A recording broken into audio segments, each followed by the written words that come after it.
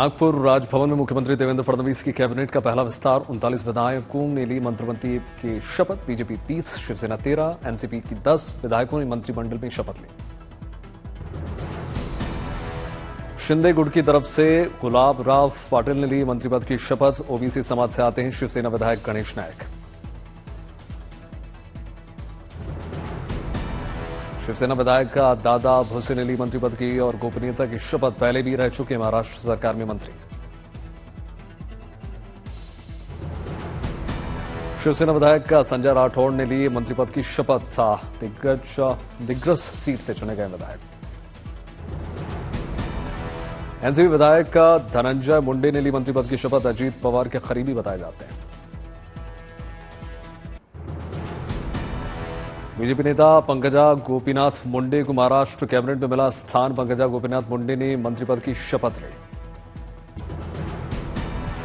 चंद्रशेखर बावनकुले ने मंत्रिपद की शपथ ली। महाराष्ट्र चुनाव के दौरान बीजेपी के चीफ रहे हैं बावनकुले। बीजेपी नेता राधाकृष्णन विखे पाटिल, चंद्रकांत पाटिल ने ली मंत्रिपद की शपथ। राज्यपाल सीपी राधाकृष्णन ने दिलाई पद और गोपनीयता की शपथ। एनसीपी नेता हसन मुश्रीफ, बीजेपी नेता गिरीश महाजन को मंत्रिमंडल में जगह मिली है। राज्यसभा ने शपथ दिलाई। शिवसेना नेता उदय सामंत महाराष्ट्र के मंत्रिपद की उन्होंने शपथ ली। कोंकण क्षेत्र के बड़े नेता हैं। एनसीपी विधायकों के शपथ ग्रहण समारोह को लेकर बोले अजीत पवार, कहा कुछ मंत्रियों का 2.5 साल बाद बदल जाएगा मंत्रालय। शिवसेना एमएलए नरेंद्र भोंडेकर ने इस्तीफा दे दिया। कैबिनेट में शामिल नहीं किए जाने से नाराज थे।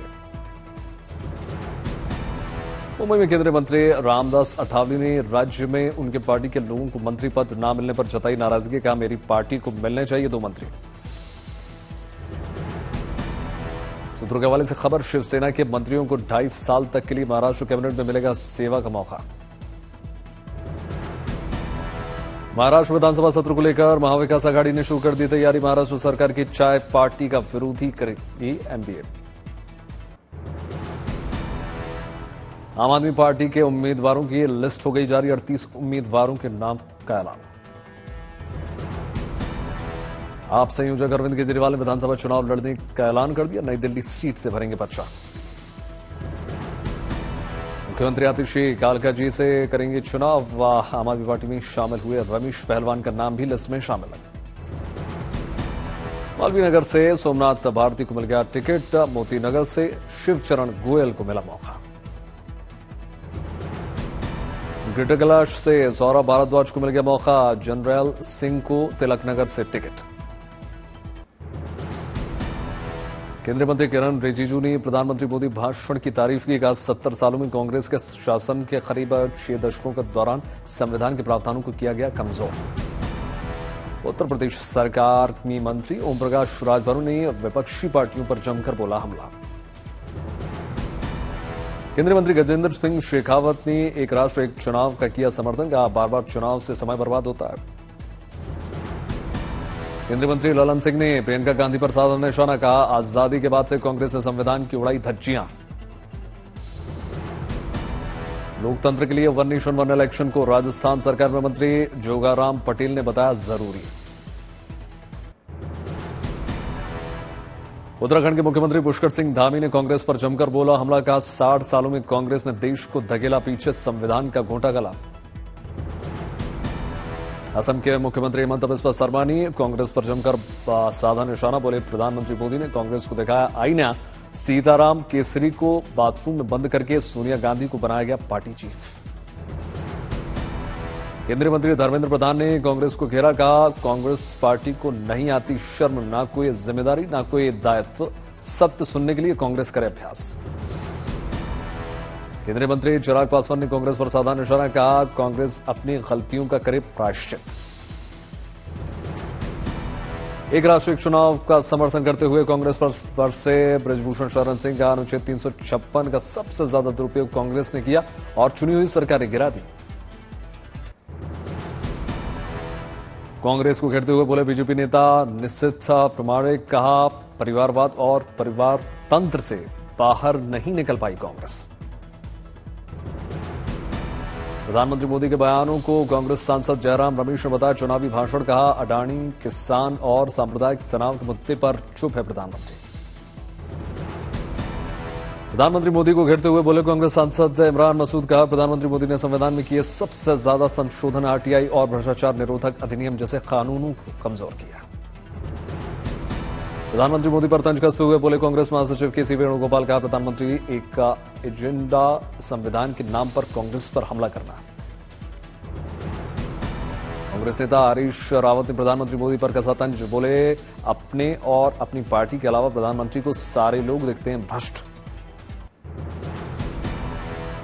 कल संसद में नोकझोंक के बाद आज क्रिकेट के मैदान पर सांसदों ने किए दो हाथ। टीबी के खिलाफ जागरूकता के लिए खेला दोस्ताना टी20 मैच। केंद्रीय मंत्री अनुराग ठाकुर की पहल पर हुआ आयोजन। मेजर ध्यानचंद नेशनल स्टेडियम में खेला गया मैच की शुरुआत से पहले स्पीकर ओम बिरला ने भी बल्ले पर हाथ आजमाया। साथ ही सांसद ने फेंकी बॉल। क्रिकेट ग्राउंड में आमने सामने देखे एक ही पार्टी के नेता। सांसदों ने आयोजन पर जताई खुशी। लोकसभा अध्यक्ष 11 और राज्यसभा अध्यक्ष 11 टीम के बीच मुकाबला हुआ। किरण रिजिजू और अनुराग ठाकुर बने कप्तान। छत्तीसगढ़ के 3 दिवसीय दौरे पर अमित शाह। नक्सल विरोधी अभियान को रफ्तार। रायपुर पुलिस परेड ग्राउंड पहुंचे केंद्रीय गृह मंत्री। राष्ट्रपति पुलिस कलर अवार्ड 2024 में शामिल हुए। गृहमंत्री अमित शाह ने ली परेड की सलामी। 24 वर्षों के शानदार ट्रैक रिकॉर्ड के लिए छत्तीसगढ़ पुलिस को मिला राष्ट्रपति पुलिस कलर अवार्ड। बस्तर में नक्सलियों को गृहमंत्री अमित शाह की दो टूक। कर दें सरेंडर, कहीं भी हिंसा हुई तो जवान मुंहतोड़ जवाब देंगे। छत्तीसगढ़ में सुकमा पुलिस को मिली बड़ी सफलता। नक्सली दंपत्ति सहित 5 हार्डकोर नक्सलियों को आत्मसमर्पण करवाया।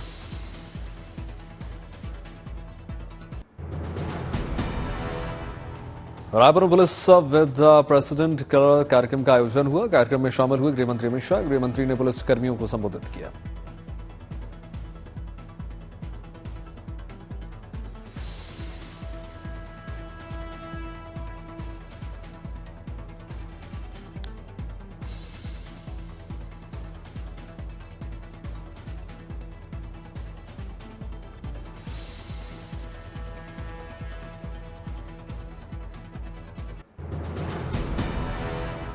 ग्वालियर में मुख्यमंत्री मोहन यादव, केंद्रीय मंत्री ज्योतिरादित्य सिंधिया और नरेश तोमर युवा सांसद कार्यक्रम में शामिल हुए। मुख्यमंत्री के संबोधन को सुनकर खिलखिलाकर हंसते हुए नजर आए स्कूली बच्चे। दिल्ली में किताब के विमोचन कार्यक्रम में शामिल हुए केंद्रीय विदेश मंत्री एस जयशंकर। इंडियाज वर्ल्ड नाम की किताब का विदेश मंत्री ने विमोचन किया। खनौरी बॉर्डर पर विनेश फोगाट ने किसान आंदोलन में लिया हिस्सा। विनेश ने किसानों को समर्थन दिया। प्रशांत किशोर की पार्टी जन स्वराज की पार्टी का बदल गया चिन्ह। महात्मा गांधी के साथ बाबा साहब की तस्वीर लगी। 29 दिसंबर से पूरे बिहार में बाइक रैली निकालेगी जन स्वराज। सुल्तानपुर में सीटीईटी की परीक्षा में दूसरे की जगह परीक्षा दे रहा मुन्ना भाई हुआ गिरफ्तार। अलीगढ़ यूनिवर्सिटी में छात्रों ने मनाया यादगार दिवस। 2019 में छात्रों पर हुए लाठीचार्ज को याद किया। बगहा में बाबा भूतनाथ महाविद्यालय में क्रिकेट का हुआ आयोजन। टीचर्स 11 और मंगल टीम के बीच जोरदार मुकाबला। नगर निगम, नगर पालिकाओं और नगर पंचायतों के चेयरपर्सन पद पर आरक्षण की स्थिति पर बीजेपी विधायक मुन्ना चौहान की आपत्ति। कहा आरक्षण में हुई चूक, जरूरत पड़ने पर जाएंगे कोर्ट। वलसाड़ में स्थानीय मछुआरों ने किया विरोध प्रदर्शन। बाहरी मछुआरों की आवाजाही के खिलाफ प्रदर्शन। मुंबई के वर्ली में पूनम चैम्बर्स में लग गई भीषण आग। दमकल विभाग ने आग पर काबू पाया। संभल में मिले मंदिर पर मुख्यमंत्री योगी आदित्यनाथ ने विपक्ष को घेरा। कहा 40 साल से पहले हिंदुओं का नरसंहार करने वालों के खिलाफ क्यों नहीं हुई कार्रवाई। मुख्यमंत्री योगी आदित्यनाथ ने कहा कि संभल में इतना प्राचीन मंदिर रातों रात प्रशासन ने बना दिया। क्या वहां बजरंगबली की इतनी प्राचीन मूर्ति रातों रात आ सकती है। संभल में मिले शिव मंदिर में उमड़ा आस्था का जनसैलाब। मंदिर में गूंजा मंत्रोच्चार और भगवान शंकर का रुद्राभिषेक हुआ। बड़ी संख्या में श्रद्धालु रुद्राभिषेक में शामिल हुए, शिवलिंग पर दुग्धाभिषेक। संभल में मिले कुएं से निकली जा रही है मिट्टी और बुलडोजर से मिट्टी निकालकर कुएं को करवाया जा रहा है खाली। संभल में हिंदूपुरा खेड़ा इलाके में अवैध अतिक्रमण पर बड़ी कार्रवाई, सांसद बर्ग के इलाके में चला बुलडोजर। मस्जिद के बाहर बने शौचालय को भी बुलडोजर से किया गया ध्वस्त, अवैध अतिक्रमण पर बुलडोजर। संभल में अतिक्रमण हटाने के दौरान आसपास के लोगों की भीड़ इकट्ठा हो गई, मौके पर भारी पुलिस बल तैनात। संभल के हंसा वाले इलाके में अवैध अतिक्रमण पर कार्यवाही, सड़कों पर लगा मलबे का अंबार। संभल में मिले 400 साल पुराने मंदिर में विधि विधान के साथ पूजा अर्चना हुई। बिजली चोरी की जांच के दौरान हुआ खुलासा, 40 सालों से बंद पड़ा था मंदिर। जगजीत सिंह दल्लेवाल का आमरण अनशन का 20वां दिन, दल्लेवाल की सेहत नाजुक, एडीजीपी जसकरण सिंह पहुंचे खनौरी बॉर्डर। शंभू बॉर्डर पर किसान नेता सरवन सिंह पंढेर ने प्रशासन की कार्रवाई के खिलाफ जाहिर किया आक्रोश, कहा इतनी ठंड में हम पर किया गया वाटर कैनन का इस्तेमाल। सुपौल से शुरू हुए तेजस्वी यादव का कार्यकर्ता दर्शन सह संवाद कार्यक्रम का तीसरा चरण, भागलपुर में तीसरे चरण की यात्रा समापन। 8 दिनों में तेजस्वी कुल 44 विधानसभा क्षेत्रों के पार्टी नेताओं और कार्यकर्ताओं के साथ करेंगे संवाद। आरजेडी के वन नेशन वन इलेक्शन के विरोध के पोस्टर लगाने पर बोले विजय सिन्हा, कहा वन नेशन वन इलेक्शन से परिवारवाद की दुकान बंद होने की कगार पर। अतुल सुभाष सुसाइड केस में पुलिस का बड़ा एक्शन, पत्नी निकिता गुरुग्राम से अरेस्ट, मां और भाई प्रयागराज से गिरफ्तार। अतुल सुभाष सुसाइड केस में अलग रह रही पत्नी निकिता सिंघानिया, उनकी मां निशा और भाई अनुराग को आत्महत्या के लिए उकसाने के मामले में गिरफ्तार किया। अतुल ने कुछ दिनों पहले ही निकिता और उनके परिवार पर उत्पीड़न और जबरन वसूली का आरोप लगाया था, उसके बाद आत्महत्या कर ली थी। शुक्रवार को बेंगलुरु पुलिस ने निकिता सिंघानिया के जौनपुर में स्थित मकान पर नोटिस लगाया था।